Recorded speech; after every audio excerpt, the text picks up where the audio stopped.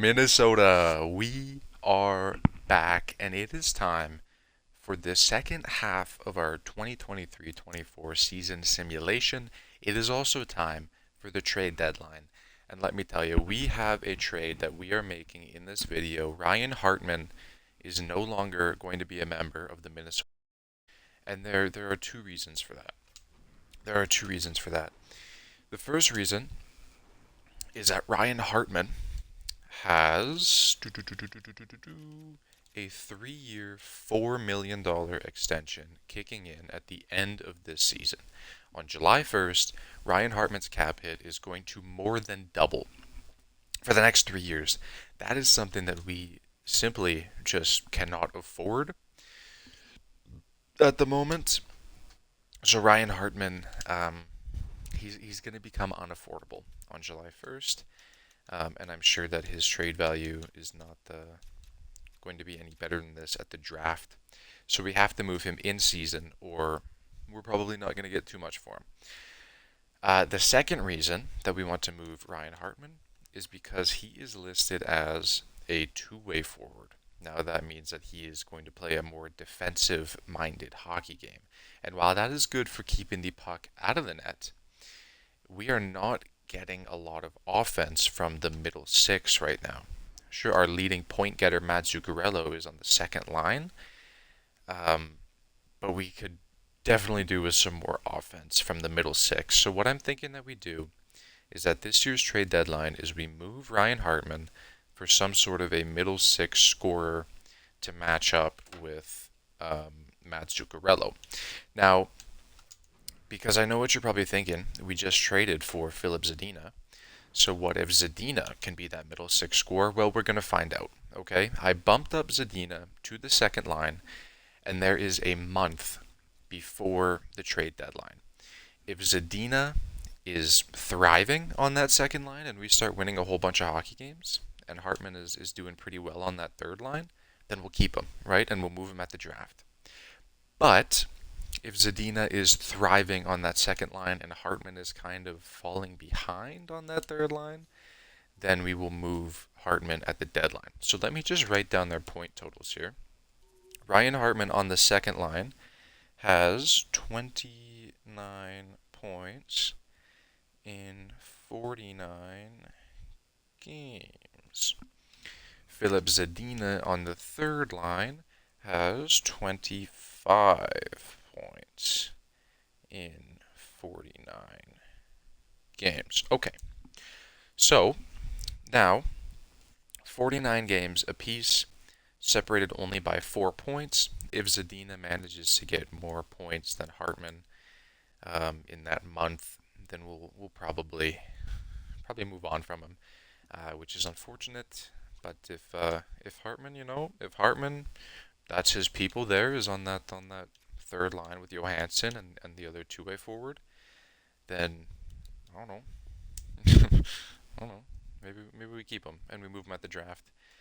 Either way, Ryan Hartman will not be a member of the year number 2 Minnesota Wild because he's just going to be too expensive by then. Anyway, that is the only line change we need to make. That is the only thing we need to take note of. Actually, no, it's not. We need to take note of the fact that me and the Twitch assistant GMs have been through already before YouTube mode, and we have figured out Ryan Hartman's 10-team trade list, because in real life he does have that no movement clause, and we are going to be honoring that. The only teams that we can trade Ryan Hartman to at the deadline, if we choose to, the Anaheim Ducks, Dallas Stars, Detroit Red Wings, Edmonton Oilers, Nashville Predators, New York Islanders, New York Rangers, San Jose Sharks, St. Louis Blues, and Winnipeg Jets. Those are the only 10 teams we can trade him to, and even still, we can only trade him to teams on that list that want him. Now, another thing we went through and did is we went through and we got Marc-Andre Fleury's 10-team trade list, because that was something I talked about. I can't remember if it was last episode or the episode before, but if we were out of a playoff spot come the trade deadline, we were going to move on from Marc-Andre Fleury. We were going to send him to a playoff team because we want him to win a Stanley Cup. In real life, he does have that no movement clause. Now, I'm not saying that we are going to move on from Marc-Andre Fleury, because the playoff landscape can change in so many different ways in a month. And that's exactly why we're keeping Ryan Hartman, because what if moving him to the third line is like the magic formula and somehow this team finds itself in a playoff spot by the trade deadline? Who knows, right? Marc-Andre Fleury, if we are just if we know that we're not going to make the playoffs by the deadline, we will trade Marc-Andre Fleury to one of either the Calgary Flames, Colorado Avalanche, Columbus Blue Jackets, Detroit Red Wings, Edmonton Oilers, New Jersey Devils, New York Islanders, Philadelphia Flyers, San Jose Sharks, or Vancouver Canucks. Any of those 10 teams that want him, we can trade him to at the deadline if we are out of a playoff spot. Anyway, I think that is everything that we need to talk about now. So we have just about a month of simulation until the trade deadline. So let's go ahead and simulate, baby. We got the All-Star break coming up, and then we got on the road against Chicago and at home against Pittsburgh. Excuse me.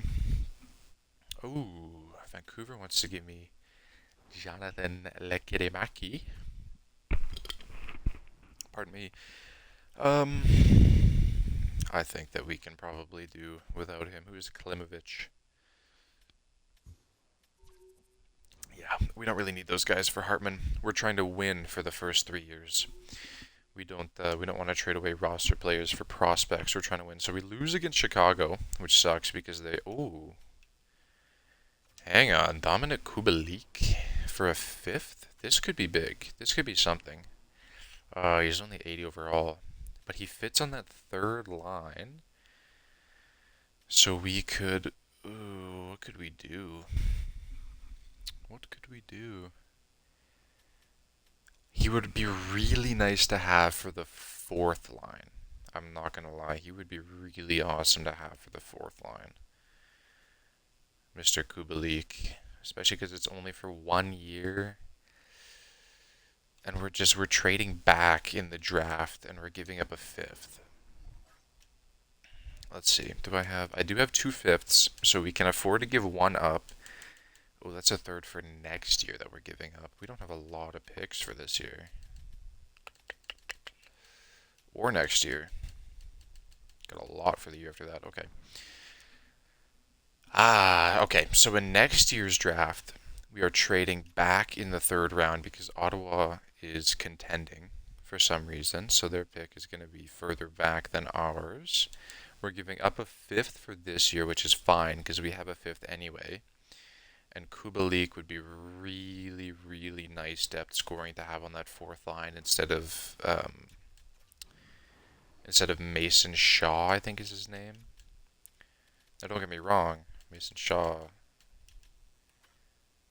he's a good player in the future, but 7 points in 51 games just probably isn't going to do it. So, you know what? I don't see why we would say no to this. I really don't. The only reason is that we don't know if Kubalik is going to fit on the fourth line or not. Because he's only 3 bar for the third line. Oh, man.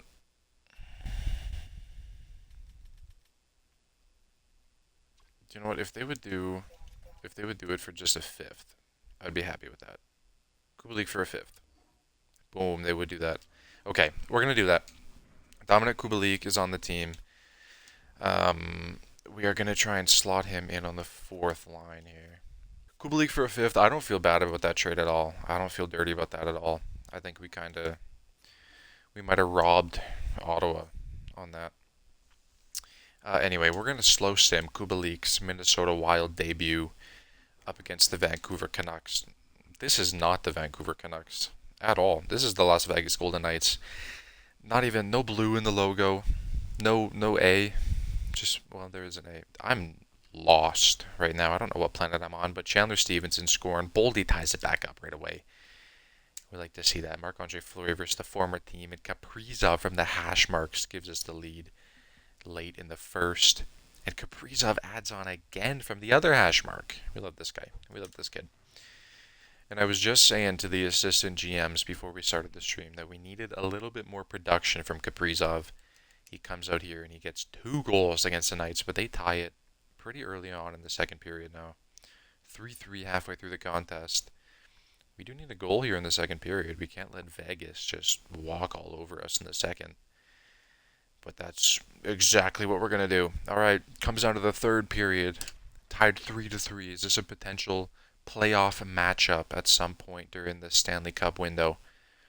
Minnesota versus Vegas. Probably not in year one. We might not even make the playoffs in year one, but maybe year 2 or 3.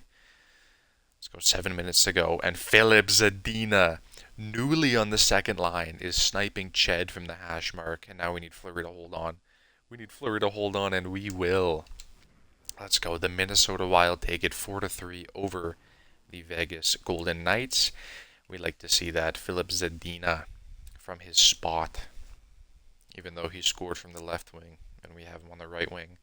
Doesn't matter. It doesn't matter. Okay, finish out the week here. We got Utah on the road, and then we got Buffalo at home. 2-1 win against Utah, and a 6-3 loss against Buffalo. Then we got a back-to-back here at home versus Vancouver, then on the road against Winnipeg. I don't want to do that. A loss and a win against Winnipeg. That win against Winnipeg is huge because they are still leading the division, and we actually got a wild card in the Central. Wow, that's crazy. For this whole year so far, it's been the Central that has been trash, and the Pacific has had both the wild cards. But now the Central, we've got one. We've got one, and we are only 4 points out of it. But we got to do a back-to-back here against the Oilers and the Kraken, both on the road. This will be tough. This will be tough for sure. 5-2 loss to the Oilers. I don't want these trades. And a 3-1 win to Seattle. So we're just going win-loss, win-loss, win-loss right now, which is really not ideal, to be honest with you. But we got at home against Carolina, then on the road versus Nashville. I don't want these trades. Stop. We're gonna beat Carolina. Let's go attack on another one.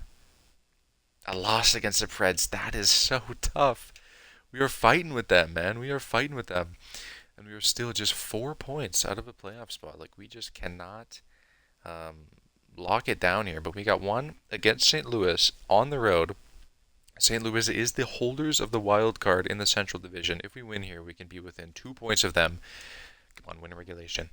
Just win in regulation, please. Come on, 3-1 win against St. Louis, and now we're 2 points away. 2 points away, but we got to beat San Jose now.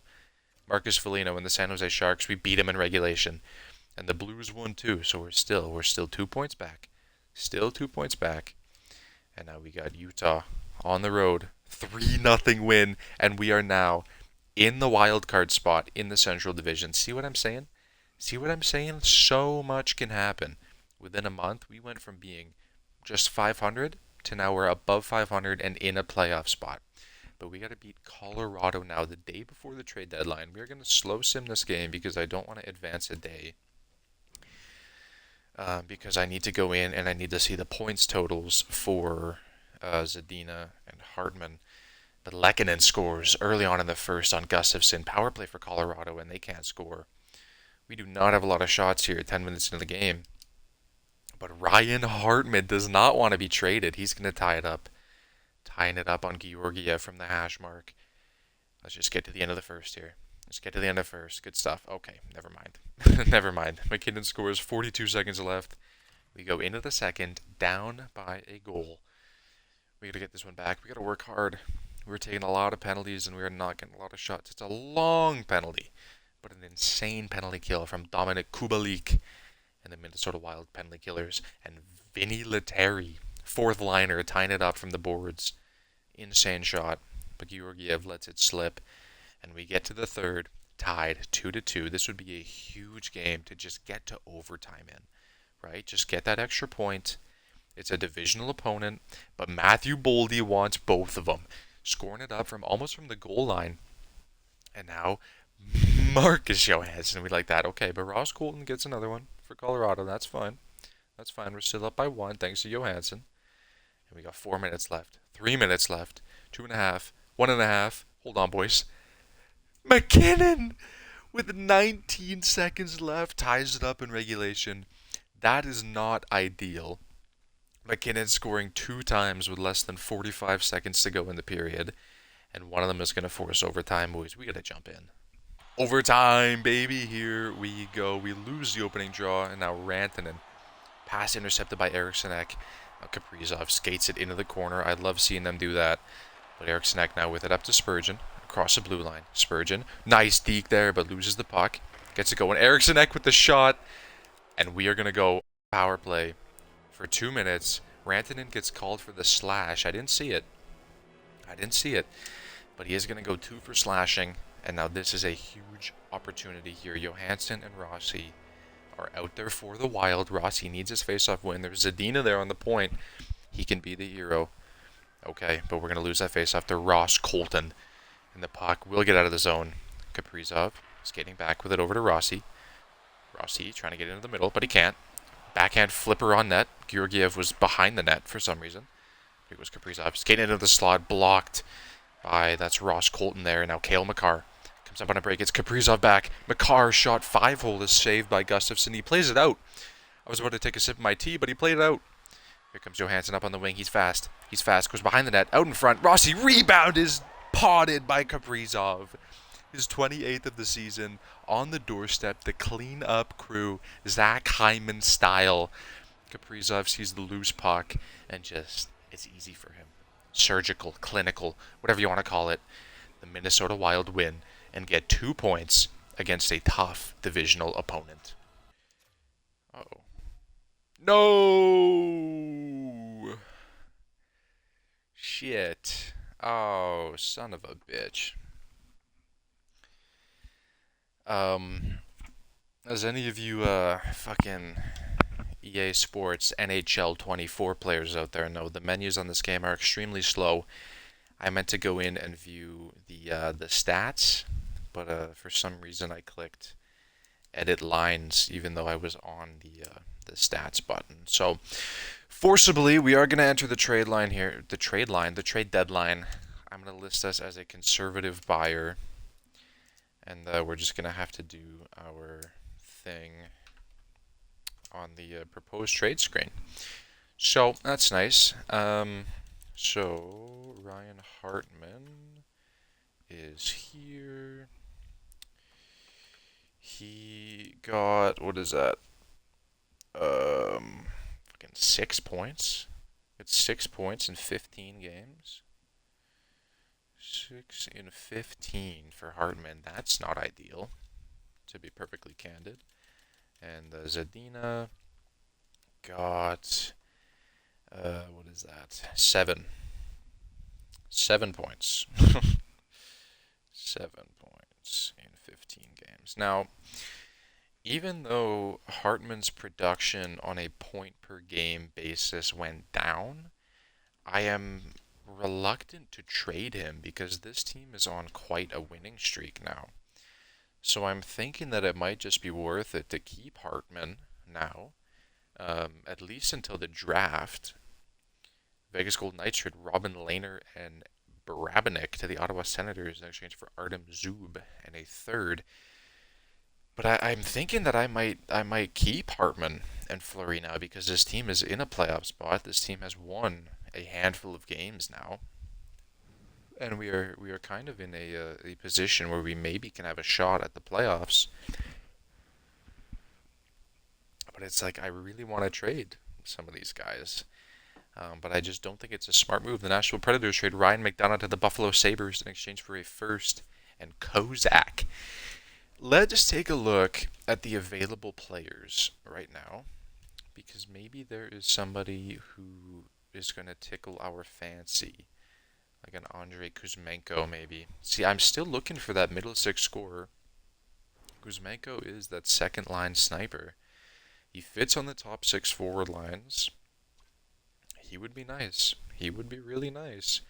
But that would mean Devils trade a second of the Sharks in exchange for Lindblom, a fourth, and a fourth. But trading for Kuzmenko would most likely mean a middle 6 player going back to Calgary. However, they don't want any of my forwards, so it would have to be a defenseman. And this team's decor is just not really in a spot where I can trade them all like that. And if I didn't want to trade a forward or a defenseman, then I would have to give up draft picks, which I'm just not willing to do. Florida gets Mark Pysyk a third and AJ Greer. I didn't see the beginning of that. Um, why don't I? And again, too, we don't have a lot of cap space as well to be trading for some of these guys. So we got to keep a lot of stuff in mind here. But why don't I just try and fine trade Kuzmenko? Because he would be a great piece to have. He really would. A third Bogosian and a fourth. Kuznetsov a fourth and a third. Goudreau a fourth and a fifth. Height and Bogosian. Kumpalainen and Bogosian. I really do not want to give up Bogosian, but I would give up Freddie Goudreau. For sure. I just don't think I have anybody who can play center on that fourth line right away. Because that would mean Ogren moves up. And, I mean, look at Goudreau. He's got 21 points in 64 games. And we're turning that into a guy with 45 points. You know? I'm really liking the look of Kuzmenko here. I just don't know if I can afford that 5.5 mil, to be honest with you. If there's some way that I can get them to take back a little bit more cap. I mean, and that's the thing too, is that we kind of have all of our cap is tied up in these top 6 players here. Like Kubalik is our 7th highest paid player. He's making 2.5 mil. Chris Weidman of the Penguins for a second and a fourth. There's something else there that Montreal gave up, but I didn't see it. Like Kubalik is our 7th highest paid player. He's making 2.5 mil. You go over to oh, they just traded Kuzmenko. All right, well. We were too slow. We were too slow. Kuzmenko was traded. Where did he go? Where did he go? Columbus acquires Christian Dvorak in the third in exchange for a third, a fourth, and Goodbranson. Seattle acquires Andrei Kuzmenko in a sixth for a second, a third, and Vedenpa? Fabian Lysell to Seattle. So Seattle is loading up right now. Seattle is gearing up for a run. It looks like Montreal might be selling off some pieces. Is there a chance that maybe Montreal has something we're interested in? Like a Mike Matheson? That would be sick. Alex Newhook. See, the thing is, too, if we were gonna trade Freddie Goudreau, he has that no move clause. So we would have to go through and we would have to find his teams, and we just don't have time for that at the trade deadline right now. There's not really anybody on Montreal that I'm like super that we can like feasibly get as well. Like obviously I would love Caulfield and Suzuki, but there's just no way that we can trade for these guys right now. Matheson would be sick, that offensive defenseman, but D-pairing 3 is just not going to do it. Kirby Dach as well. Forward line 2. It's a playmaker. Oh, excuse me. I already got that playmaker on the second line. I need the sniper for that second line now. Holy, Montreal's 18 and 40? That's crazy. Give me your first. I'm kidding. Jesus, 18 and 40 is insane. I'm not gonna lie.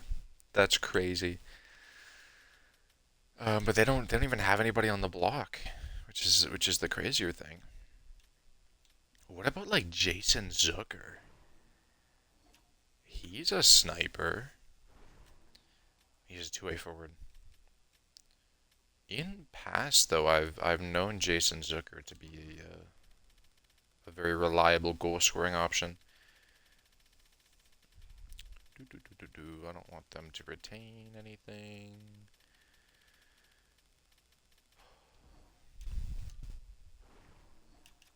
I would have to give them back some salary as well. Ooh, Zuccarello's value is dropping. That's not ideal. I mean, Ryan Hartman does have Nashville on his list. Imagine that. They don't want Hartman, though. They do want to give up Carrier as well. Beauvillier would be awesome for the fourth line, but $4 million, I don't think we can afford that. What about like a second?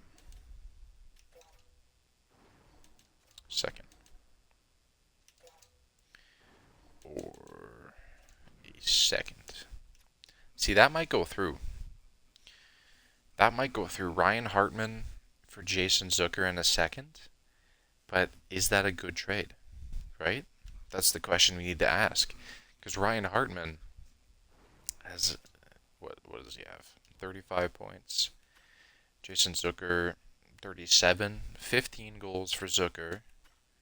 18 for Hartman. So if we're trading for a goal scorer, we shouldn't be trading for the guy who has less goals. You know what I mean? It's such a tough spot to be in. I really think, honestly, that we should just keep Hartman. Because I would love Zucker for this team, but I mean, who else do we give up? You know what I mean? I don't want to give up any prospects. Goudreau, maybe, and he's got that no move clause, and we don't have his list. Petrovsky and like a I don't even know.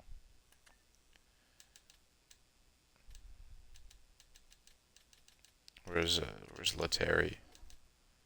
I mean, is that a good trade? Petrovsky and Letary for Zucker? Now that's just a rental piece as well, but bring Zucker back to Minnesota, because then this way you're not giving up any assets that you'll miss. Obviously, Letary is a rostered player. Hell, that might even go through, but we would have too many players. How about yeah, might as well just be Letary. Like, is that a bad trade? I don't think so. None of these guys have no move clauses. You know what? I don't hate this trade. Petrovsky and Letary for Jason Zucker.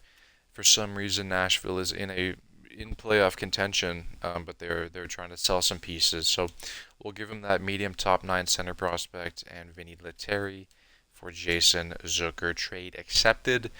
We like the look of that. We're building up some depth here in Minnesota.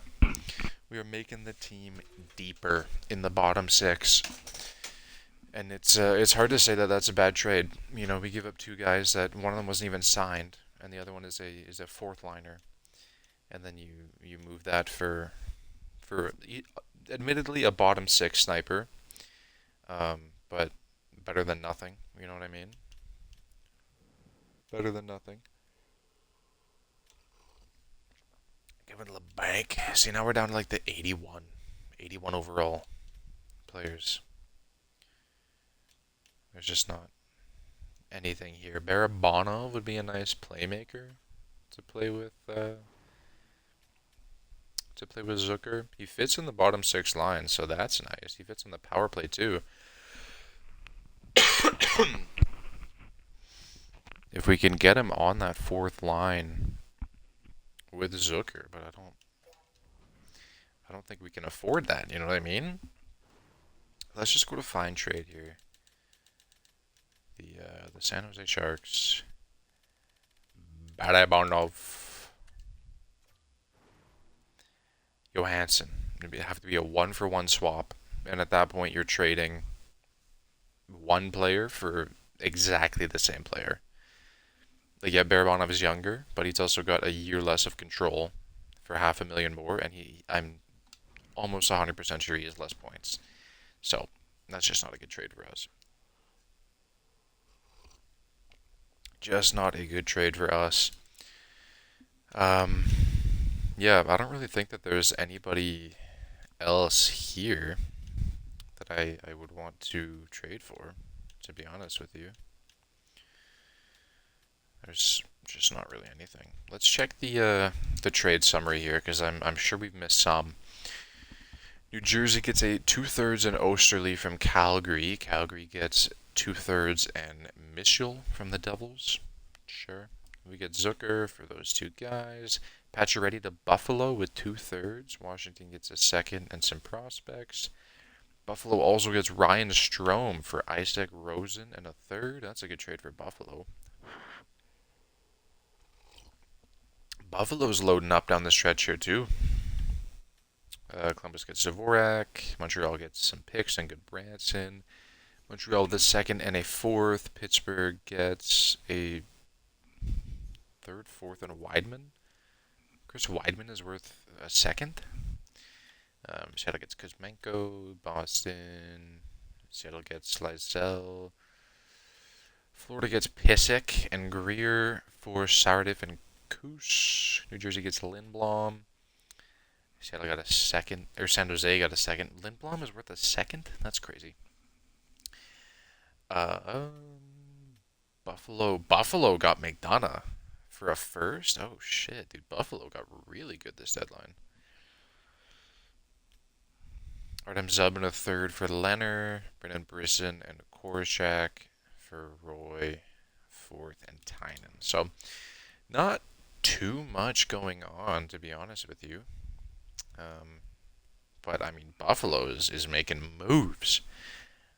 Buffalo's getting built.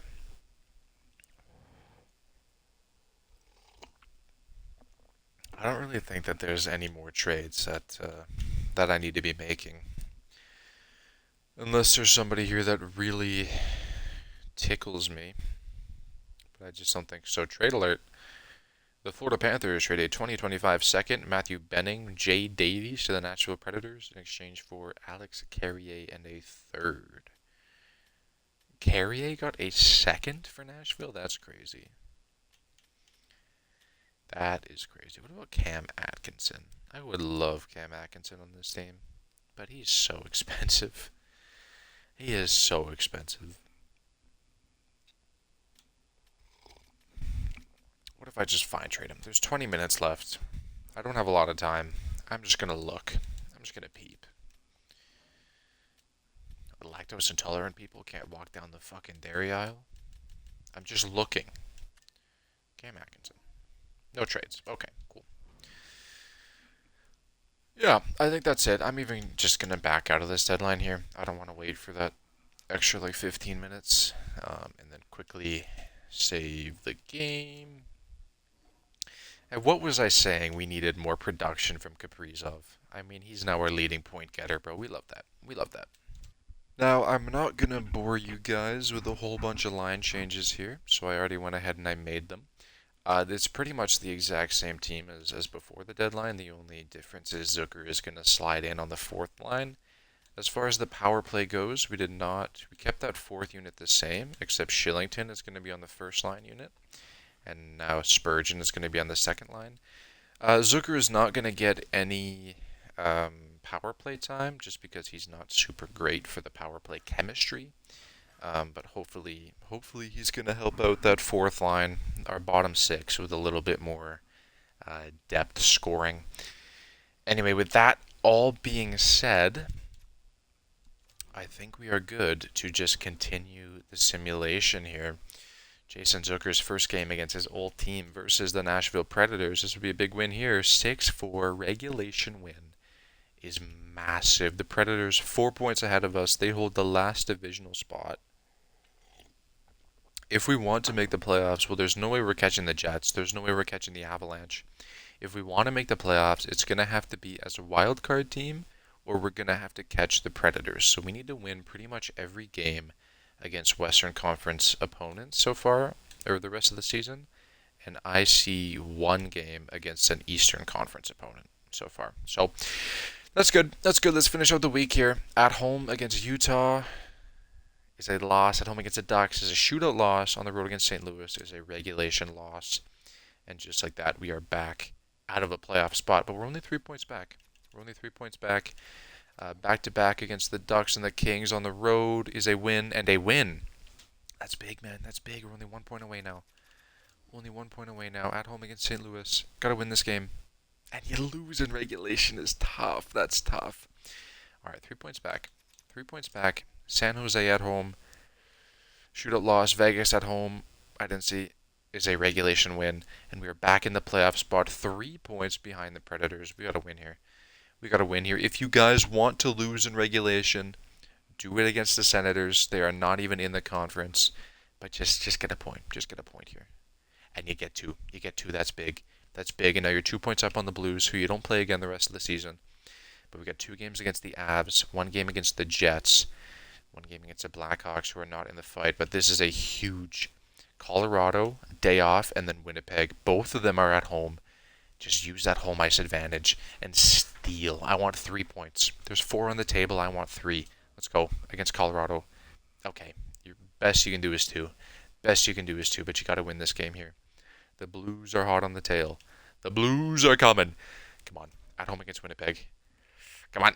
And it's a regulation win. That is so giant. Especially because the Blues won as well and we're still tied. You got to beat the Hawks here. Hawks are trash. Love that. I love that. And the Blues lost. Or maybe they didn't play. I don't know. But on the road against Colorado, need a point here. Need 1. Regulation loss is tough, man. The Blues are coming. The Blues are coming. But here we go. Back to back. On the road against Vegas. On the road against San Jose.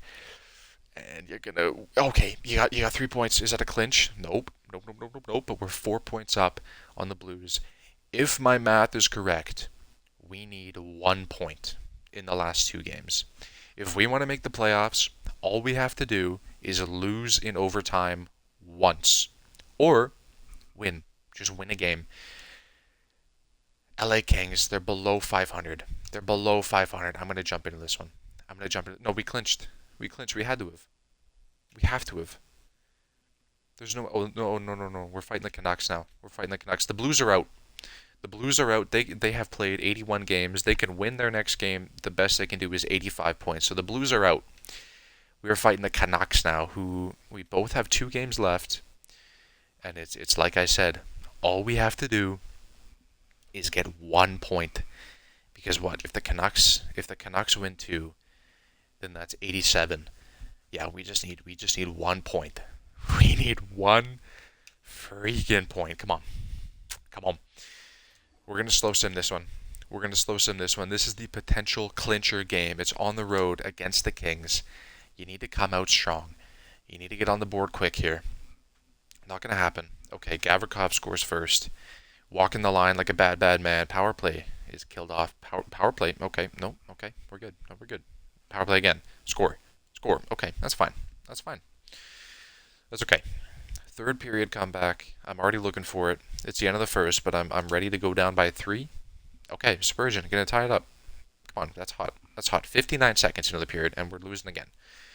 Pierre-Luc Dubois, bajillionaire for 6 points. Hate that guy. Come on, tie it up. Let's go, Johansson, the playmaker. Putting it on net, he scores. And Rossi again. Come on, the young kid. The young kid wants to make the playoffs. Let's go. 5 minutes left. 4 minutes left. Come on, boys, just hang on. Just hang on to the end of the period. Come on. We're going to the fucking playoffs. We are going to the fucking playoffs. Ryan Hartman, baby. Come on. I'm loving these fucking first minute goals. Goudreau scores. We're going to the playoffs, baby. Come on. Let's go. Just hold on for 10 more minutes. 10 more minutes. Fleury is not letting up 3. And the Minnesota Wild in year number 1 have clinched a spot in the Stanley Cup playoffs. Brodin adds on for good measure, and with a 6-2 win over the Los Angeles Kings, the Minnesota Wild will play for Lord Stanley in year number 1, baby. We love to see that. This last game against Seattle doesn't matter. Lose by 17. Get it out of the system. But we will finish with a record of 41, 33, and 8. 90 points on the regular season, and we are making the playoffs, baby. We love to see that. The Sharks made the playoffs in year number 1.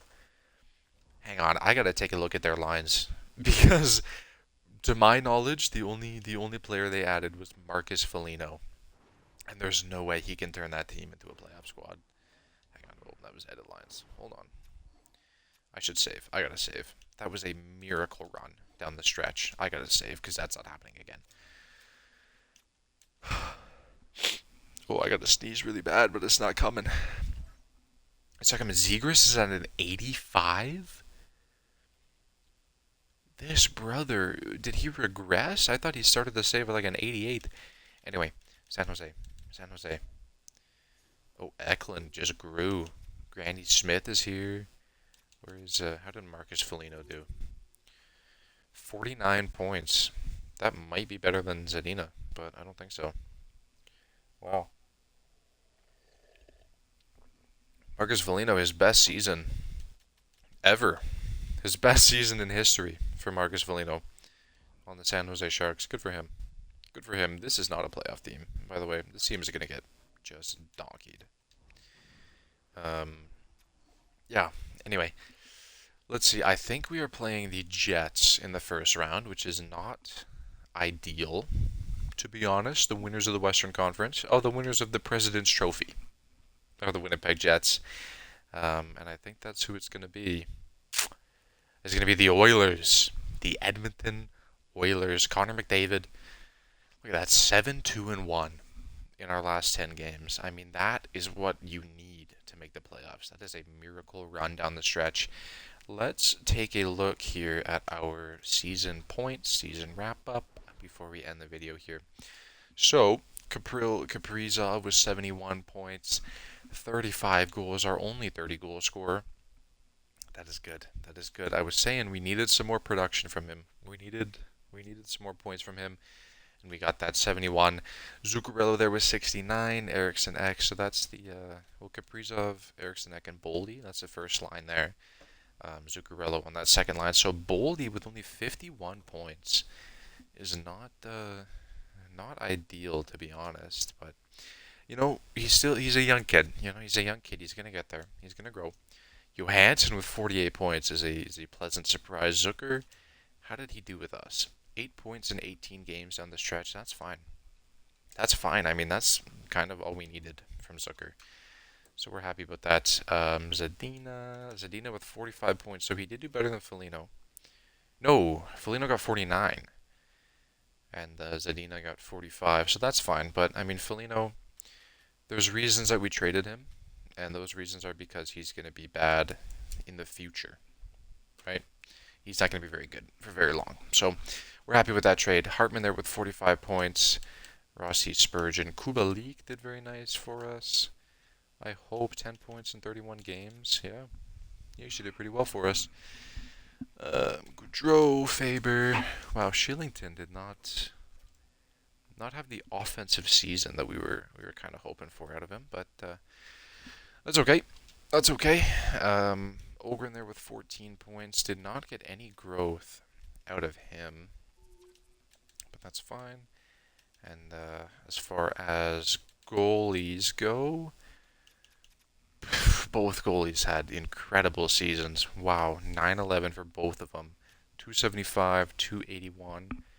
I mean, that's just a really great goaltending season. And Fleury with 3 assists. We like that. We like that a lot. Let's take a look at the whole league here. Nathan McKinnon leads for point scoring with 96. No 100-point scorers this year. It's kind of shocking. Matthews with 93. Matthews most likely wins the Richard as well. Yeah. The only 50-goal scorer, and he got 55. Forsberg, the runner-up. Cool. As far as assists go, Braden Point, 67 assists was the highest. That's actually kind of crazy. Where was Zuccarello? Because he couldn't have been that far behind.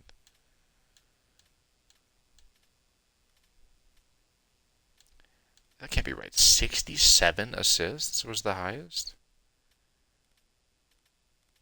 Jeez, it's just low. I mean, that's a good number, but that feels like really low to me. Anyway, the biggest goon is Marcus Foligno. There you go. And then there's us, Jacob Middleton.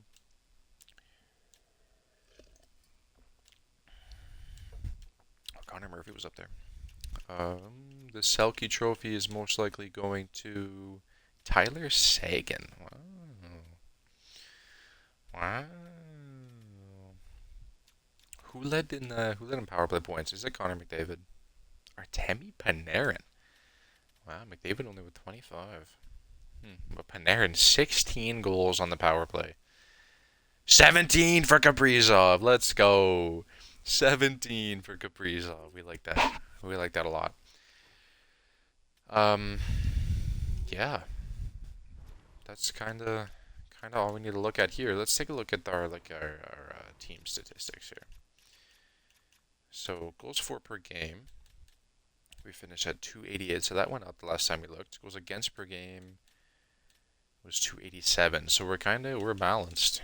We are very, very balanced as far as goal scoring goes. Power play percentage, third best in the division. We'd like to see that.